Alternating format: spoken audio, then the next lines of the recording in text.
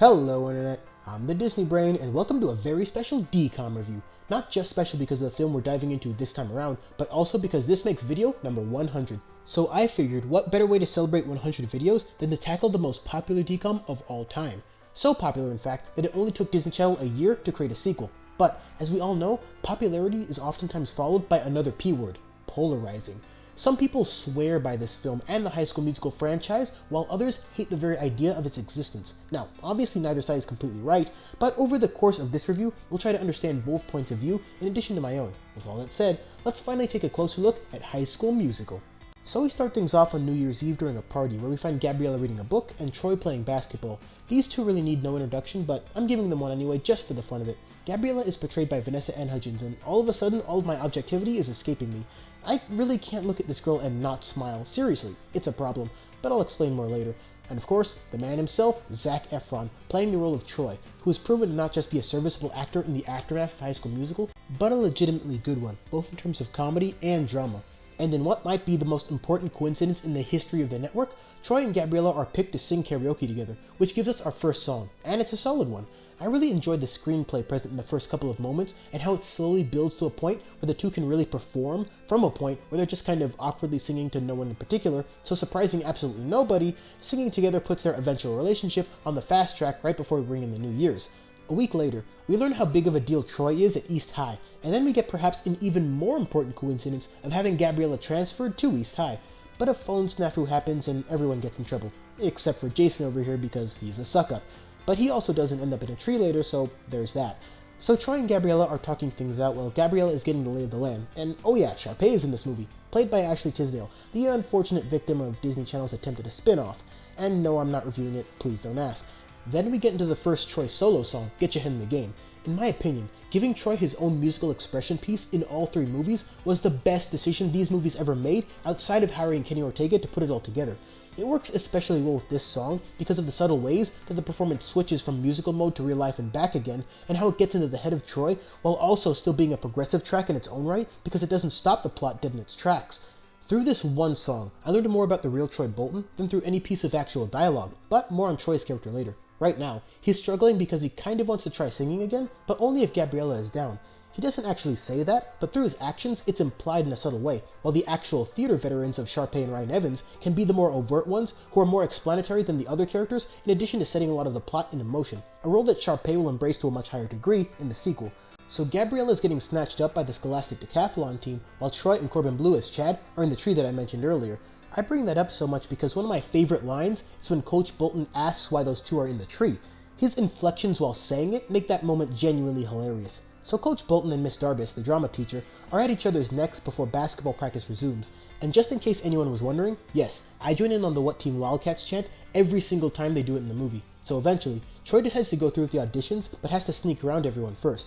A lot of his sneaking requires some suspension of disbelief, shall we say, which is kind of a recurring trend in this film, but hardly a major talking point. So we get to the all-around goofy but still enjoyable scene with all the rejected auditions before Sharpay and Ryan kill it, of course. With both this and Bob to the Top, it's just really impressive the way that these two work through the music and the dancing. They don't just sing and dance, they truly perform, and since the stage is like a second home for me, I appreciate the effort this movie put into these two numbers that much more. So then, Troy and Gabriella sing, and it's good enough to get them a callback despite them being late because that's showbiz, I guess? Kind of makes the whole thing about how the theater waits for no one somewhat meaningless, but in any case, callbacks are announced, and now the secret's out. Everyone knows that Troy and Gabriella have been singing, which is apparently a crime as far as Chad's concerned. This leads to one of the best examples of what you get when Kenny Ortega is your director and choreographer. He's got a lot of great traits as a movie maker, but his best one is his ability to convey space in a grand and spectacular way. The choreography here isn't just a couple of guys and girls dancing on a table, it's everywhere, literally everywhere. Kenny Ortega knows exactly how to use the space he's got and how to get the best possible energy out of that space, something he does arguably even better for the musical numbers in Cheetah Girls 2. So with everyone confessing and doing stuff that's not their stuff, Troy and Gabriella are doing their best to deal with the drama by not really dealing with it at all, which I would argue is the smarter option. They're now set on practicing and eventually performing at those callbacks, with Ryan and Sharpay getting more and more worried at every turn, as well as tensions rising within the Wildcats team, with Troy skipping out on basketball practice. With Troy and Gabriella both heavily occupied, the basketball team and the Scholastic Decathlon team are both in danger of being way less competitive in their upcoming events. So, they form a pact that will ensure that they can make both individuals forget about the callbacks, and man, is it a ruthless one. We get a rundown of the East High legends before Troy goes on the defensive, all while being filmed and sent directly to Gabriella in real time. So the basketball team seems ready to go. Unfortunately, it's at the cost of Gabriella's well-being. Now, this is going to sound a bit weird considering how I introduced Vanessa in this review, but her solo is probably my least favorite song from this movie. I can just never get into it, and I'm not really sure why, but maybe there's something to that since she wouldn't get another solo song until the third movie, a song that I strongly prefer to this one. In any case, this leads to Gabriella wanting to call off the callbacks, which leaves Troy more than a little confuzzled. And here we get right back to the brilliant way that Troy Bolton as a character is handled. I love the way that he consistently, even in the third movie, is always figuring things out in his own headspace. He's not that great at expressing himself because honestly nobody in high school really is, and he thinks more than he talks. He's the most popular guy in school, but he was still written sensibly enough to allow for a few inbuilt flaws that make his character that much more endearing as directly opposed to some artificially perfect guy. The point I'm trying to make here is that very subtle methods were used to make Troy not just a great character, but a believable one as far as musical movies go. Eventually, Troy and Gabriella's friends have to admit to their wrongdoings, which leads to Troy romantically climbing up the main girl's balcony to beg for forgiveness. How he climbed all the way up there while still talking on the phone normally is anyone's guess. But anyways, they're back on with the callbacks, and everyone is back in a good groove on the East High side of things until Sharpay introduces another clever wrinkle by moving callbacks to Friday afternoon, the same day and time as the big game and the Scholastic Decathlon. I wonder if they'll do that thing where it seems like there's a time crunch, but they actually do both things, and yep, that's exactly what they do. But it's still preferable to the whole going back and forth between two commitments thing. So all of the events begin simultaneously, and due to some hacking nonsense, Taylor breaks into the school system and makes the lights go all screwy, all while her science buddies looked up a nasty smelling compound to get them out of their particular contest for the time being. But I do like what this sets up for this reason. Both the decathlon and the basketball game occur at the same time, which would have been the case even if the callbacks weren't moved, which means everyone involved in East High had to choose what event to attend, which, in essence, separates them by status quos, pun intended, of people who would choose sports over science and vice versa. Because of that, Breaking Free isn't just one of the best DCOM songs of all time, it also represents the bridging of that final gap. It's not just ball players and geniuses anymore, it's an entire school being brought together into one auditorium to experience the penultimate performance of the two individuals who began that path to cohesion in the first place.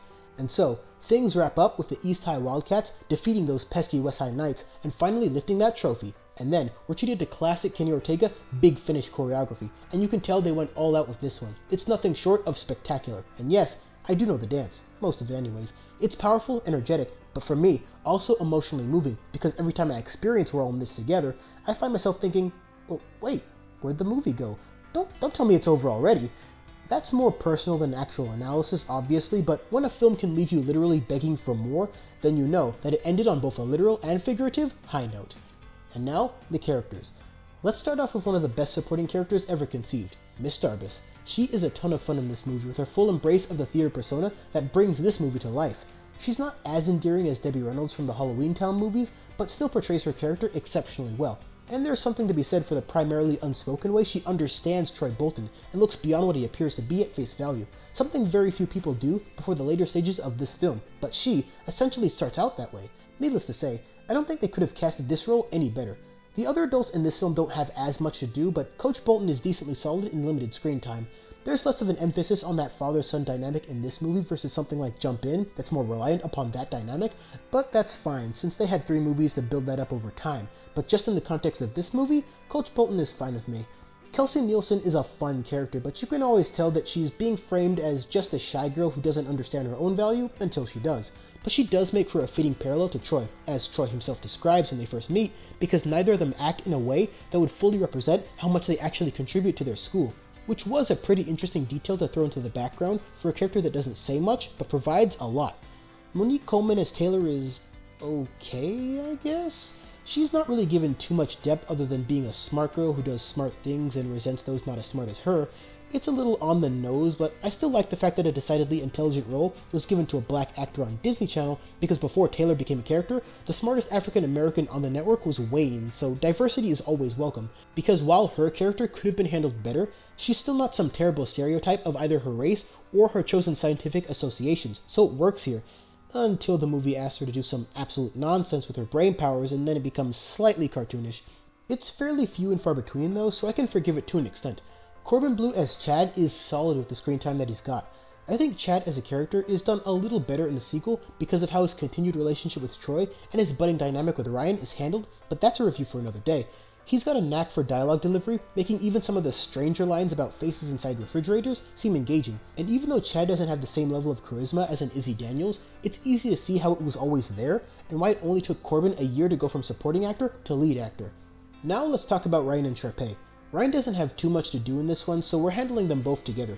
Their musical performances are exceptional. You can tell that this isn't Lucas Graybill's first experience with the stage. He looked pretty seasoned out there, and his dancing style in particular does well to help sell that musical aesthetic, in addition to his seemingly natural rapport with Ashley Tisdale. Speaking of Ashley Tisdale, doesn't it feel like Sharpay, even more so than Maddie Fitzpatrick, is the role she was just born to play?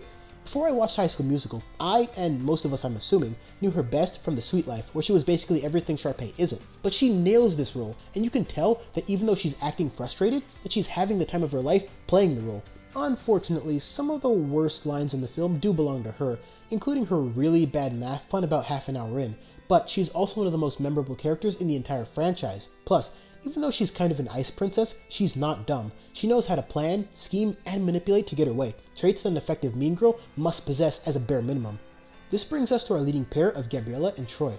Despite the fact that Vanessa Ann Hudgens plays the lead here, there's actually not too much to say about her. She's a reserved, quiet, but very intelligent girl who kind of just goes where the plot takes her without imposing a lot of will of her own. Now that's not to say that her portrayal was bad here, because it wasn't, especially given the kind of persona that she had to embrace, but it was a little underwhelming at times. A perspective that's extremely hard for me to come to terms with because of my aforementioned bias towards all things Vanessa. Seriously, you guys thought my bias towards Maddie was obvious? In 2006, it was that times 10, if you can believe it. I still love her as both a character and an actress, but I think she's better when she's more active in the plot, which wasn't really the case here. And now, Troy. I've talked a fair bit in videos past about the exceptional work Zach did here as one of Disney Channel's all-time great leading men, but what I want to emphasize most is how real he feels. Now granted, his movie star good looks aren't as realistic, but that doesn't take away from his bar-raising portrayal that proves that even the most important, most popular teenager at any given school still finds himself enslaved to a degree by what others will think of him should he ever try something a little outside the box. And when you have an entire school looking at you and an entire team counting on you, those fears aren't just legitimate, they're omnipresent and very shackling. And there's something to be said for creating a character that doesn't think he can do everything, but having the entire school assume that he can, until everything means contradicting with preconceived notions. The subtle and more overt ways that Troy is both very few of us, but also kind of all of us, are expertly handled, and they had to be, because if they weren't, the overarching theme about embracing parts of you that are new and novel wouldn't function nearly as well, and then the movie wouldn't resonate with so many people. And that's High School Musical. So, what's the verdict? High School Musical was the driving force that created a major spike in DCOM viewership from 2006 till around 2012. This movie pulled so many people into what Disney Channel was doing, but it also drove many people away. Let's take a look at the not-so-great stuff. A lot of the writing is rather cheesy, and while that does more or less fit into the tone that they're going for, which is created a lot by dialogue and song and less by score, it can understandably turn some people off to the entire concept. The situations that the characters find themselves in are a bit convenient, as I mentioned before, and this movie certainly isn't without its own leaps in logic. It never gets to a point of being insultingly stupid, but the way some events transpire are a bit of a stretch. But is all of that enough to justify some of the ill will this film gets? Well, obviously not. There have been plenty of DCOMs that are several times more mindless, brain-dead, and insulting than High School Musical on its worst day, and nobody chastises those films nearly as much. At the end of the day, this film gets excessive hate because it's popular, and as a direct result, many people will inexplicably burn such a film at the stake before even watching it in some cases, and refuse to acknowledge all of the good things it does and the inherently positive message it represents. Basically, the worst kind of ignorance there is as it pertains to film. I'm not saying that this movie is anywhere near Twilight's horrifying repugnance, but the way it forces people to love it or hate it, without much room in between, is comparable. I bring up Twilight because I also think that the people who are hopelessly obsessed with High School Musical, enough to call it the best DCOM ever made, as opposed to its more appropriate place as just one of the best DCOMs ever made, are wrong to an extent as well. It's never wrong to love something, and there are more than a few reasons to love High School Musical, which is why I obviously have a heavier lean towards that side, but I do think that some people simply refuse to acknowledge the flaws that are present in a movie that still works regardless. I think that's the wrong approach to take because not only does it encourage ignorance, but, as far as I'm concerned, truly loving something like a High School Musical is being able to accept the flaws, the silliness, and the plot convenience in addition to the larger and smaller scale things that this film gets so right. True love is not ignoring the bad and only focusing on the good. That's what obsession is. No, the best kind of love means understanding the wrong and not being overly bothered by it because of what you know is right. That's why Camp Rock is my favorite DCOM ever, even though I know for a fact that I would never call it one of the best all time. I understand what works and what doesn't about it, but I still love it because the good far outweighs the bad as far as I'm concerned. In the case of High School Musical, the good things are everywhere. Every performance has a unique vibe and life to it, and even the songs I'm not personally a fan of have their place in the narrative. Kenny Ortega uses dance, music, and overall screenplay like no director can because he understands the space, and that's true in every movie he's directed regardless of overall quality in other areas. Some of the writing might not be as good as it could have been, but the same writing produced some of the most quotable lines and phrases of any DCOM, and, even at its cheesiest, this movie is still funny when it can be, and poignant when it needs to be, and successfully navigating those tonal shifts were crucial to the overall pacing, since few film elements felt rushed in the scope of a movie that does a lot, but gives just enough room for certain plot points to properly breathe and develop before jumping to the next one. And, in addition to all of that, the characters are pretty much exactly what they need to be.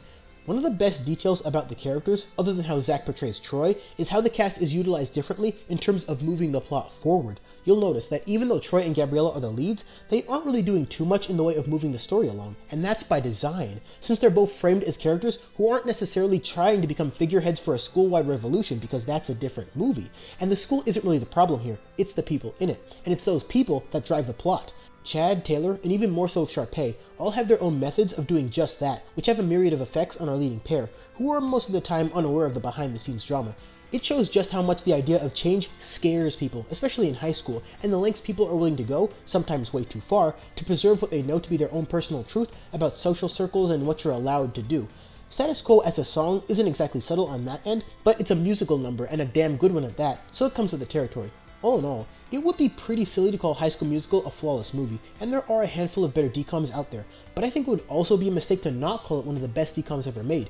Regardless of what your personal thoughts or feelings are, its influence cannot be denied. The way its success helped shape Disney Channel, sometimes for better and sometimes for worse, cannot be denied. But the reason those things can't be denied isn't just because of a wonderful soundtrack, great memorable characters, exceptional performances, and great direction, but because of the scale of it all. It's presented in such a grand way that makes what would otherwise be just another high school feel larger than life.